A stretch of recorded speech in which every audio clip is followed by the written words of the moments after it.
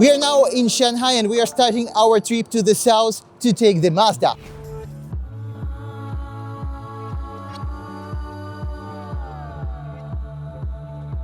Our Mazda is currently located in the south of China, very close to the border of Vietnam, in Nanning city, the capital of Guangxi province. But this train is heading not there. This train is heading to Zhanjiang, which is a city in about 200 to 300 kilometers from our destination. Why it's like that? Because this is the Chinese New Year time and we just didn't manage to buy the proper tickets directly to Nanning. So the trip, which at any other normal time of the year would take about 8 hours, today for us will take actually 2 days. And we will reach the place of destination only tomorrow.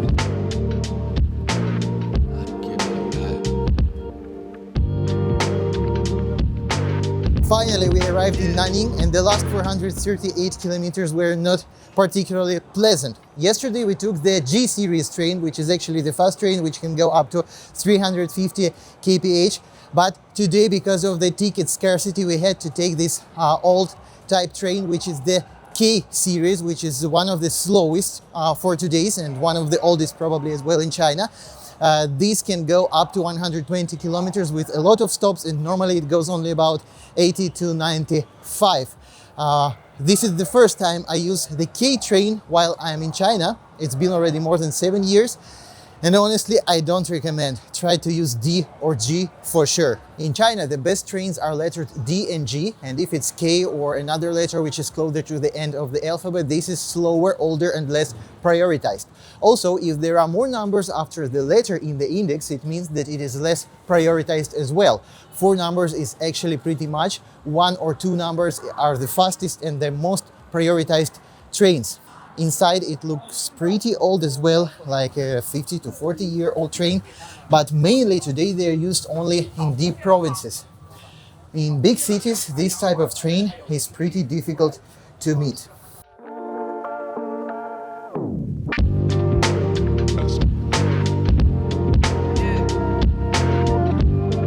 So finally we reached our point of destination, and this is our beauty, the Mazda EZ-6 hybrid version, top match with some extra options. This car has very low mileage, has perfect condition, and in the next 8 to 9 or maybe even 10 days we will do about 4,000 to 5,000 kilometers driving this exactly car across almost whole China. Also we will make the fuel and energy consumption test. I will tell you about the specs of this car, and I will tell you my overall opinion about how this car actually suitable for every day and especially for the long trip using. Stay tuned. Now we will traditionally test the actual range of this car. We have just charged the battery until 100%.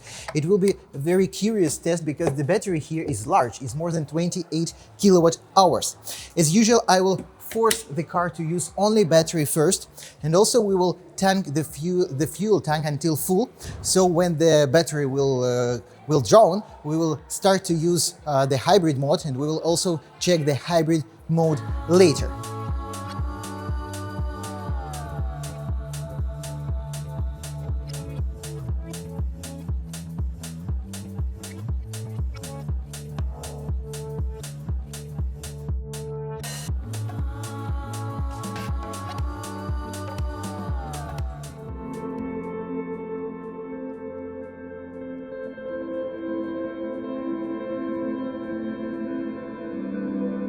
Surprisingly, Nanning is a super amazing city, much more amazing than we expected. It is very modern, very clean. It is built on the huge river with very, very picturesque views, including the views from hills and including the hills actually. Now we are, by the way, in the pagoda built in the 16th century. We are on the 9th, the top floor, and the view from here is just breathtaking. And from here we go to another point of our destination, of course, by our Mazda. This is one of the cities which, in my opinion, will be up to taste not only for people who like Oriental culture, but also for those who like the Western one. And of course, the night views are literally outstanding. Yesterday we were nearby the bridge. The lighting features are just brilliant. The view is so remarkable.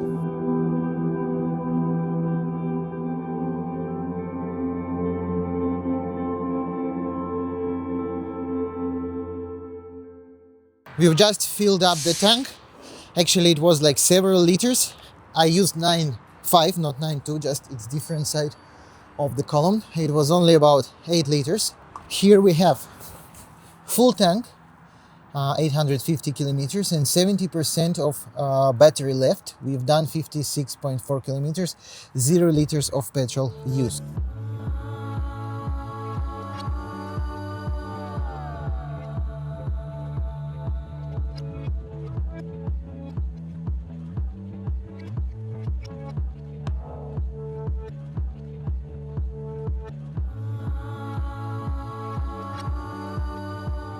We have just reached Detien waterfalls. This is one of the most remarkable nature wonder in Guangxi province. Look how the system of waterfalls amazingly look like. And by the way, that shore of the river is already Vietnam. Those people who walk there, they are either Vietnamese or maybe have the Vietnamese visa. Recommend everyone to visit this place despite it's pretty far from civilization.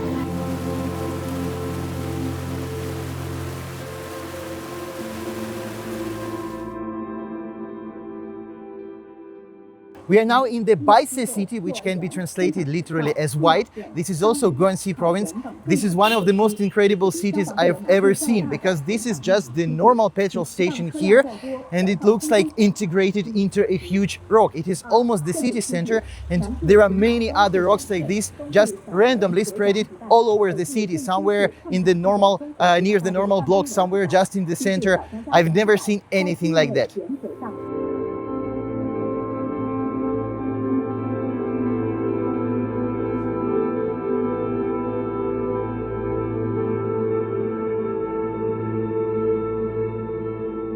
One of the key checkpoints on our route was the Zhangzhie, the Avatar Mountains, which are consisting of limestone, which were formed around 4 million years ago. And because of the erosion, because of the gravity, they finally have this shape and this view. And this is actually extremely outstanding view. This is the national park, the Zhangzhie National Park. It looks super remarkable. It is super huge. The days you should spend here is at least 3 days. The tickets are usually sold for 4 days. By the way, these mountains inspired the film director to make the Avatar movie.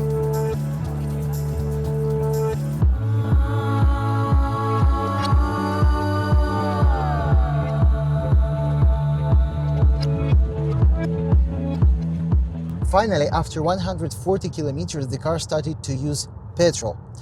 This result was far worse than actually I feel this car can do, far worse than I expected, but this is explainable. We have 4 people in the car, we have trunk full of luggage, around 50 kilos at least, and also we have the wind against us, and also we had a lot of mountainous places on this way. Taking into account all these conditions, this is still not a bad result. I remind you that officially by CLTC we have 200 kilometers in this car.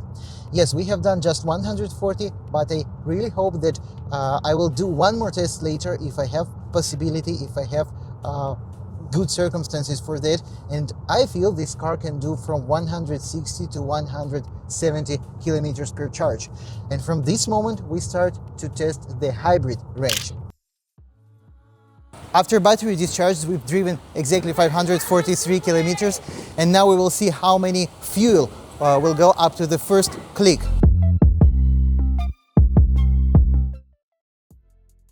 So we have 33.5 liters. We will test pure electric range in Shanghai in eco mode, driving according to the traffic rules. So let's fix it. Now we have 13,887 kilometers. Now it will be 100 shortly. By the way, the car through the DC charge can take up to 52 kilowatt per hour. Of course, when it's already more than 80% charged, it starts to take less, but from 15% of the state of charge, it takes already 50 to 52, which is good result for a hybrid car. Let's go. So our result for the pure electric range finished. Now we have 1,447 kilometers on the clock. It means we have done 160 kilometers per charge. We still have 13%. We already have 14 because the internal combustion engine started charging. It is pretty good result, but frankly speaking, I was driving purely according to the traffic rules, to all the speed limits. It's not actually my normal way of driving. I was driving pretty slow and I didn't use the AC. Instead, I used the seat heating of my own seat, and now we have 10 degrees Celsius outside. About 80% of this range was in the city, but not very congested roads, so I think this is quite a good result for such car. The whole trip was 4,000 kilometers. It took us about 10 days, and this is the longest continuous trip in one single car in my life. Naturally, during all these hours of driving and traveling, I learned this car so perfectly, so deeply. I know all the small disadvantages and all the small advantages as well. Today I will tell you about them surely. I think this video is sufficient to watch for those who are planning to buy this car or another car built on the same platform, especially taking into account that this car is actually sold on European market, and in 2026 it will also enter some right-hand driving market. First of all, it will be Australia. So stay tuned, and of course don't forget to push the like button and hit the bell in case you like this video. As probably most of my viewers know, this car is built on the Changan EPA1 platform. Other models built on this platform are pretty common and pretty popular in China. Models such as Changan S7, S07, the SUV, even the G318, the quite large SUV, is built on the same platform, and of course Changan Deepal SL03, which is basically exactly same liftback, exactly same in terms of all specifications, but with different design of exterior and interior. But the Mazda actually took part in developing of this particular car, not only the Chinese office of Mazda, but also the Japanese office and the European office, as this model actually was planned as a pretty global model with the sales in Europe and other countries as well. In the beginning, we start from the body, and this is not a small car. The total length is 4,921 millimeters. The wheelbase is 2.9 meters. If we compare it to the Mazda 6 of the latest generation, that car is a little bit shorter. It is 4.8 meters. The wheelbase there is about 6 centimeters smaller, shorter, but in fact, when you see both cars on the road nearby, I've seen that, Mazda 6, the petrol car, looks so much thinner, so much smaller compared to this. This car really feels quite massive, especially due to the design of the rear part, which is made quite wide with very long and slim tail light. And actually, this car weighs also massive. The basic version, hybrid version car has about 1,775 kilos of the carb weight. This version with the biggest battery, hybrid one, is about 1,855 kilos, and the electric version with bigger batteries is actually almost 2 tons of the carb weight. This is the weight of the similar class, similar size hybrid SUV of the battery of the approximately same size as well, for example, such as BYD Song-L DMI. Changan Mazda claimed this car has super good safety specification. First of all, because they used a lot of steel pressed and super high pressure from 1,500 MPa to 2,000 MPa. The 86% of the body crate actually made of such steel. First of all, of course, all the beams, all the pillars, the door seals, and even the beams in the door, which should protect you from the side collisions, from the side impact. There is even a video of a side impact crash test where this car performed really super well. If I find it, I will insert in this video. At the same time, we have 9 airbags by default in all the versions, with the total volume of those airbags at the level of 350 liters. And of course, according to the Chinese China and CAP safety test, this car had the 5-star rating. The battery also had here more than 119 tests for safety, and it overgoes the national Chinese safety standard for the EV cars battery. The rest of the body is made of steel as well. All the doors, fenders, the trunk lid, the bonnet as well, and we have zinc coating on all the external panels, which is extremely good. The internal panels of the door already do not have zinc coating, but all the fenders here all has zinc coating, which is super important. For those who are curious, I've collected some information on the sales statistics of the Changan Deepal SL03 and this particular Mazda. In total, Changan sold their liftback model in quantity of about 250,000 in China. It was sold and still being sold only in China. And the Mazda sold in quantities only about 25,000 units. Why the difference is almost 10 times? Actually, because this car entered the market about 2 years later than the SL03. In the middle of 2024, they started selling EZ-6. Secondly, because actually Changan inside of China is more popular and understandable, let's say, brand. It has a more wide distribution network. And thirdly, because actually Mazda is a little bit more expensive, about 1,500 United States dollars, the equivalent version of the Changan. At the same time, I'm sure that this price is actually justified by a little bit better interior, actually much better interior materials, and a little bit more sophisticated and interesting, in my opinion, design.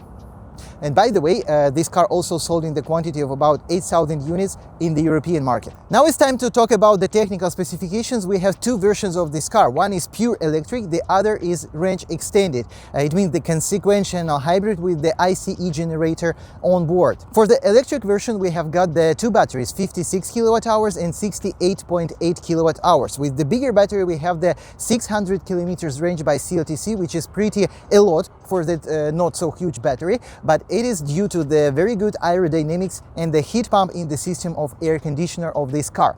At the same time, the batteries for all the hybrid and EV versions, they are lithium ferrum phosphide chemistry and provided by the China Aviation Lithium Battery Supplier, which is actually a pretty good supplier. All cars, doesn't matter if it's an EV or an REV, features the two ports, the DC charging port and the AC charging port, single phase up to 7 kilowatts. At the same time, the EV batteries, they support up to 3C charging. 3C means that in 1/3 of the hour, in 20 minutes, you can charge your car at an appropriate charging station from 20 to 80–90%, which is a pretty good result.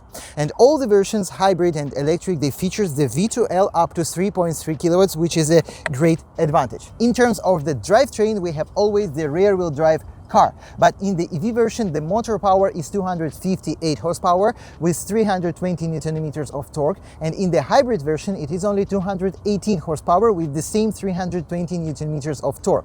The top speed of all the versions is same 170 kph, but the acceleration is different. In the EV version it's about 6 seconds from 0 to 100, but in the hybrid version it's about 7.6 to 8 seconds from 0 to 100, which I actually confirm. From my feeling, this car accelerates from 0 to 100 in a little bit below 8 seconds. I almost forgot to tell you that European spec also has an optional battery of 80 kilowatt hours, which is not available in China. And now we go to one of my favorite topics, the ICE motor, the ICE engine in a hybrid car. Here we have everything covered in plastic. In the EV version we will have here a very nice 99-liter Frank, which actually has a drainage system which can be used for transporting even liquids or something which can flow in your Frank. But in hybrid version we have everything covered in plastic. This cover is fixed pretty in a rigid and tough way, but I've just removed it specially for the video. Let's put it somewhere here. And we can see the engine. This is the JL473QJ. I can tell you a lot about this ICE because I've read and learned a lot of information. And it is a very good choice, it is very good option and very good engine. First of all, this is naturally aspired engine, no any turbo. Secondly, this engine doesn't have even the direct injection. This is a normal multi-point injection, which is extremely good, of course, without any fuel pump, high pressure fuel pump, and so on. Thirdly, actually this is a chain engine with the not the belt engine, just the chain engine, which in this particular case is extremely good because here it works as a generator, which means it never has the overloading like from a clutch. Yes, it always have the smooth start, it doesn't have any changing of gears, so it means the chain will last here for at least 250,000 kilometers. There are small minor problems in this motor which can be which can be found out in some firms and so on. First of all is the PVC valve PVC system. This is the positive ventilation of the carter gases. There is a valve which sometimes can actually break down, so the only thing you should do here is check this system once in maybe 50,000 kilometers, and to change this valve will cost you several USD. This engine never has any problems with the pistons or the crankshaft just in that terms, it's super reliable. This is a low power motor with only about 95 to 99 horsepower. That means that actually it's made for long lasting, and making 250,000 to 300,000 kilometers without any major repairment is actually possible. There are thousands or actually hundred thousands of this motor in China, used in many other models, such as other models of Changan Deepal, such as the Mazda EZ-6 for example, and the users and the servicemen, they know that there are no major problem with this ICE. And by the way, you will not believe how much actually it costs as a spare part. The naked motor without any additional equipment, just the cylinder block, the head and the carter, it costs around 500 USD new as a spare part. Unbelievable. Here we have the heating system of the cabin with the PTC heater, as all the EV cars and modern diesel cars, and also those hoses which goes from the motor cooling system to the radiator of the cabin heater. It means that in winter it can heat in both ways, using the battery and PTC heater, as well as using the coolant when it goes to the temperature when it can heat the cabin. Those who usually view my videos know that I barely comment the appearance of the cars. It's always a matter of taste, but in this case I think this car is extremely beautifully drawn. I think it's one of the most beautiful Mazda in the world, and I think it's the most beautiful hybrid liftback in China for today. Especially I like this front grille with this huge lighting LED counter of it. It looks amazingly at night. By the way, this is the headlight.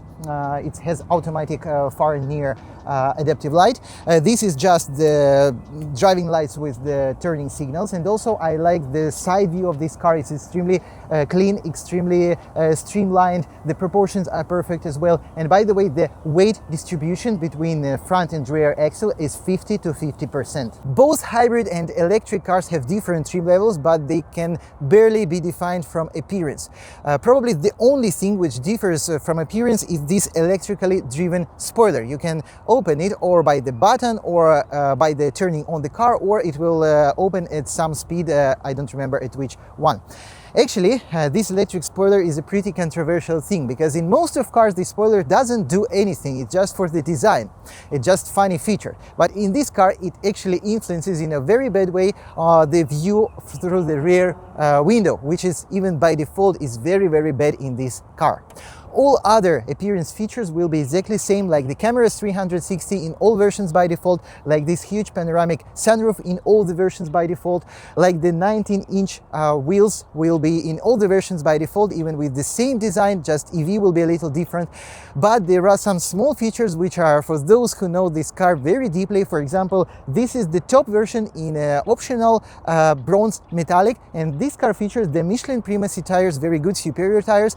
At the 2024 model year, of which we have this car, it was a paid option for about 150 United States dollars. In 2026 model year, which we already have today, actually it is by default in the top version. You don't need to pay for the Michelin tires. And also, taking into account the model year change, the car didn't change almost at all. There are some slightly differences in the appearance, like the moldings of different color, like the rims of a little bit different color, but all the specs, all the technical solutions, everything is the same. And even the autopilot self-driving system, it didn't change. The car still doesn't feature the navigation guided driving system, which is actually a little bit retarded for the 2026 year. Nevertheless, the system which we have in this car works quite well. And now we go to the interior, because there is where we have a lot of differences based on the trim. This Mazda features amazingly fancy interior, especially in the top versions. There is not anything like that in the Changan SL03. Just look here, we have so much of the Alcantara material on the door trim. We have here the soft covering, here the plastic is quite soft as well. We have natural leather on the steering wheel. In basic version it will be a little bit different, of course. We have same architecture as in the SL03. Even this 10.1-inch gorgeous screen is in the same position. It looks pretty same, but design is different and it looks much more premium. And of course the frameless doors, but the Changan features them as well. In top versions like we have today, the interior looks for $1 million. The assembly quality is not for $1 million, but not too bad as well. Look at these super fancy seats. This is a lot of Alcantara. The leather here is the natural Napa leather. We have plenty of adjustments of the seat, including the zero gravity position just in one click. This knee support can also be adjusted separately, both for passenger and for the driver. The seats are exactly the same. Just for the driver, you cannot adjust it while driving, only when the car in park mode. For the passenger, you can adjust it in any time. The seats are super comfy. They feature seat heating, ventilation, both 3-position. The basic version will not feature the natural leather, will not feature the Alcantara. Same as the steering wheel features heating, just 1-position heating. And here it is covered in natural leather, and it is super beautiful. In basic version, it will be just the leather substitution. Same as, for example, Mazda EZ-6, which I filmed before. This car features the scenario modes in the car.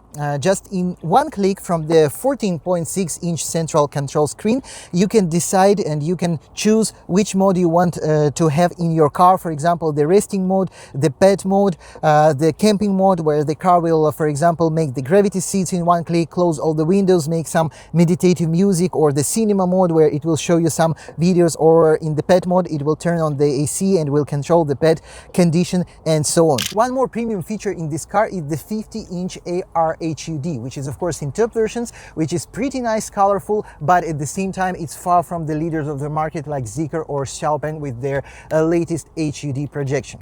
At the same time, we have here the audio system from Sony with 14 speakers, including the subwoofer in the trunk, including the 2 small speakers in the headrest for the driver, which I completely don't like and don't need. Nevertheless, the quality of this system is super good and far above many competitors. At the same time, there is one feature which obstacle to have pleasure from it, but about it I will tell you during the test drive. Now, the several disadvantages of this interior, and the first one is this corner of the central panel. When I was trying to get into the car on a pretty narrow space parking lot, I hit my knee right in this way. It was hurting for about 1 day after that. That is crazy unsafe. But when you have enough space, or when you get used to this car, of course it's low chance you will hit your knee as I did. The interior assembly is generally super good.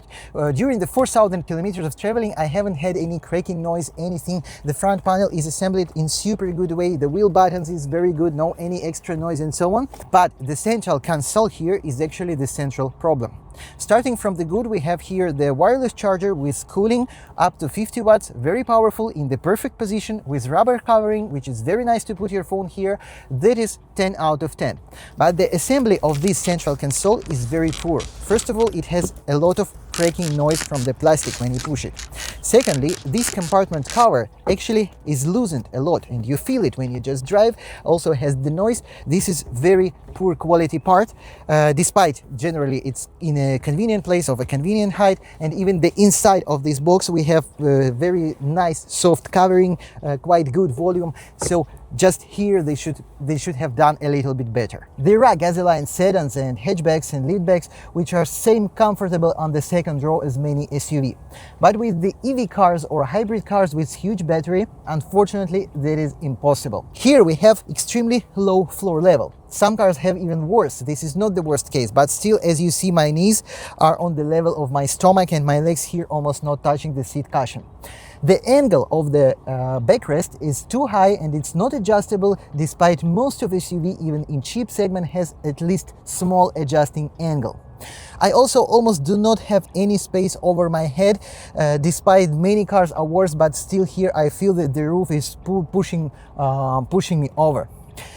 So this is not quite suitable for a long-term trip, like more than 1 hour. It's simply not so comfortable, despite we have pretty enough space in front of the knees. I'm sitting behind myself.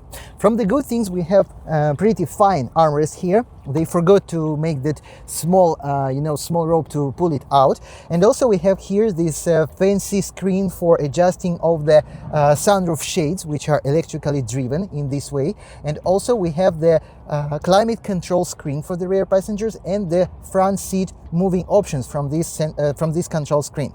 When I saw the climate control screen, I saw this car has 3-zone climate control, but that's not true. This climate control is connected to the front passenger climate control, so we have only two zones for the driver and for front and rear passengers. That's how it works. We have power tailgate in most of the versions except one or two basic ones.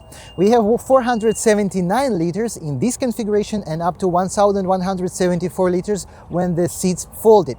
The good news here, this car easily competes with most of the sedans of this size or liftbacks, whatever, but unfortunately it cannot compete with any SUV which is even 20 centimeters shorter, like BYD C-Line 05 DMI, or for example BYD Song LDMI, because this is pretty shallow trunk space, and when we used it in our trip, basically one huge suitcase took about 80% of the useful volume. Under this false floor we have some small organizer for tire repair kit and for the triangle. We also have pretty nice finishing material here. It's very soft, everything is covered in it. We have here the Sony audio system subwoofer. Now I will take out the shelf, unfold the second drawer and show you the infography. The seats can be folded in almost flat floor. The length of the loading compartment is pretty good. Now let's check the ground clearance. By the way, this is the maximum turning angle of the front wheel. It's not so bad, but from the rear-wheel drive, exceptionally rear-wheel drive car, I expected a little bit better. Here we have the 164 millimeters of ground clearance under the plastic chassis protection, which is not so bad, but because this nose, this front part is actually too long, the car sometimes wants to touch the barrier or even the entrance to some garage with a big angle. Here we have the very simple McPherson suspension, McPherson strut, as you see, and we have the normal steel arms with exchangeable ball bearings on the bolts, as you see. Very cheap and very understandable suspension scheme. On the middle of the car we have a little bit worse ground clearance, but I'm pretty sure it's because the tarmac here is actually not so flat. It's 153 millimeters, but I assume it is same 160 something. We have here the battery. It's not cell to body, the battery is just attached to the car's floor, and everything looks pretty okay, protected. This is the steel protection screen of the battery. Under the rear part, under the motor protection, I measured 162 millimeters. Here we have the aluminium lower arms, the multi-link suspension. There are more arms, as you see, a little bit far behind. Here we have the muffler made of stainless steel, which is pretty good. And basically, of course, here the ground clearance is more than 30 centimeters, like in the most cars. Now is definitely the time to make the test drive of this car, and I will try shortly to explain to you what I feel while driving this Mazda, what is good and what is bad. So let's start. So how this car drives? The seat position is extremely good. I can stretch my legs. The view in the side mirrors is extremely good. The mirrors are incredibly huge and incredibly wide. We also have the mirror position memory in the top versions. We also have the heated rear view mirrors, and even they can tilt down if we use the reverse gear, which I personally don't like. We have very good gauges with all the sufficient information, trip A, trip B, the climate control, the navigation, the music, and so on. And of course we have the tire pressure monitoring by default in all the versions. But what I want to say you now is about the actually steering wheel. This handling of the car has slight problem as for me. We have here the two modes of the steering wheel, the sport and the normal. And when we go to the normal mode, basically on almost all the speeds starting from 50 to 100, I feel that there is not very clear zero. The car doesn't feel like driving on the rails. You have to steering the car all the time, and that is basically not comfortable for me, but you have to concentrate on the driving all the time. But when you go into sport mode, despite the wheel becomes more heavy, then this problem eliminates. So I use the sports mode all the time.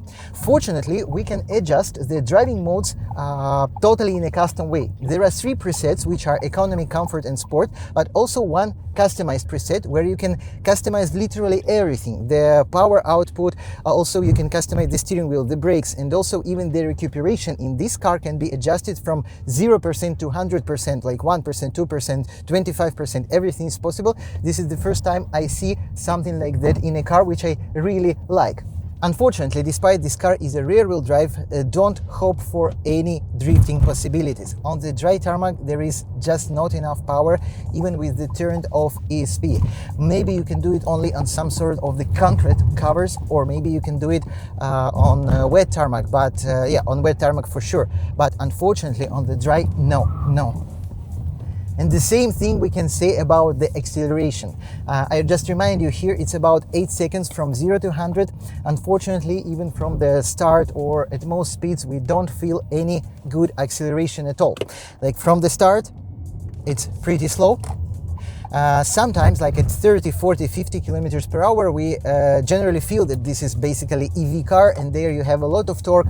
But in most cases, the acceleration is so mild, is so characterless that you realize 218 horsepower for a 2-tons car is literally not enough. So, to cut the long story short, the acceleration is moderate, but we can live with it. It's generally same as most other cars of 2 tons and 200, 250 horsepower.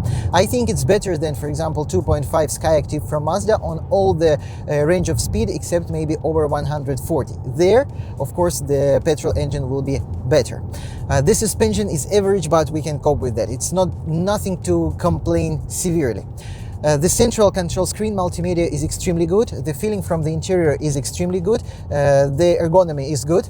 The sound insulation is really bad. I would not live with this sound insulation. I would definitely improve it. But the good thing that it doesn't cost a fortune. It's possible to do. Just make the wheel arches sound insulation and the door sound insulation. That's all. One more thing I wanted to tell you, it's about the adaptive cruise system. Here we have, of course, the adaptive cruise control, full speed. We have the blind spot monitoring system. Generally, we have more than 19 systems of the driver assistance. The cruise control works in a perfect way. It has perfect lane keeping assistant. It has perfect distance maintenance. It works without any faults. Just one problem, which I don't like here, is that when you use the cruise control at the highway, the car starts braking in a pretty late moment. Even if you set the distance in the in front car is the biggest one.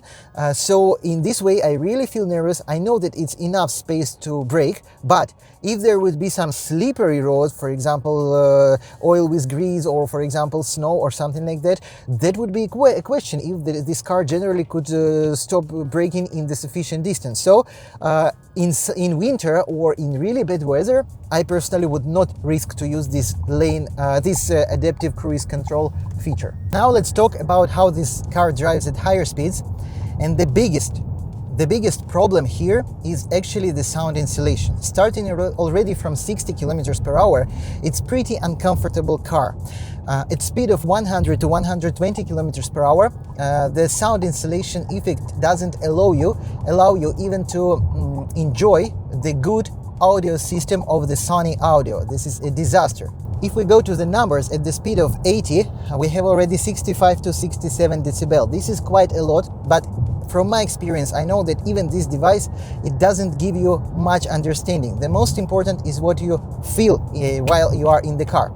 I have even the theory that the SUV car, because the wheel arches and wheels are lower than your seat position, are more easy to do good sound insulation, but maybe I'm completely wrong. Here the sound insulation is on the level of the BYD C-Line 05 DMI. During 1 month of using this control screen and any controls of the car, I haven't experienced any lagging, anything. It just works perfectly. Everything is so fast, everything is so smooth, everything just one click and you got what you want. And the reason of why it's working in such a good way is super clear. The system is based on the on the Snapdragon 8155 chip, which is even for today is quite a good chip. At that time it was one of the best, so everything is working smoothly, fast, and just in one click. Now, one of the most important features about this car, I would say this is the suspension. If I could describe it in one word, I would say it's characterless, or maybe just average. There is no gliding feeling like you have in Toyota or BYD cars, where everything glides. Just sometimes you have unsuspended masses feeling, maybe parasite, but generally it's transparent. It's not synthetic suspension as in Xiaopeng, where all cars you just drive like in a computer simulation. It's not the super refined suspension of BMW for sure, and it's not the super railway feeling of the suspension from a Mercedes-Benz. It's just average in everything. For example, when you drive on the bumpy roads, sometimes it goes in a well way, like for example speed barrier, but sometimes you have some shaking and you have some vibrations which you didn't expect. Also, when you do it on high speed, you have more trouble with the steering wheel, which makes you to concentrate, but also the suspension, especially at high speed and bumps, it doesn't feel like super stiff. It's not soft, it's not hard, it just sounds like suspension which hasn't been tuned to be super good in any of the disciplines. In fact, this suspension reminds me of the car from 90s, 80s, where the standards were not so high, literally not so high, and where many suspensions, they came even from earlier times, like from 70s or 80s year of development. It's just nothing to say super bad, but you completely don't feel it's a refinedly tuned suspension. As a conclusion, I may say this can be the perfect choice for those who love sedans, liftbacks, with the low profile of the car, with the low seat position, and of course its amazing specifications in a hybrid version. 28 kilowatt hours plus battery, which can allow you to drive more than 140-150 kilometers per single charge. This car is super fuel efficient, with the fuel consumption from 4 to 6 liters, even if you're not charging your battery at all. And of course, the equipment of the top versions is amazing as well. The interior looks just perfect. In terms of technology, this car is a little bit retarded compared to the modern leaders of the market, like for example Xiaopeng P7. The hybrid version of Xiaopeng has much bigger battery, like 44 kilowatt hours plus. It has better technologies, it has navigation guided self-driving system, it has better HUD system.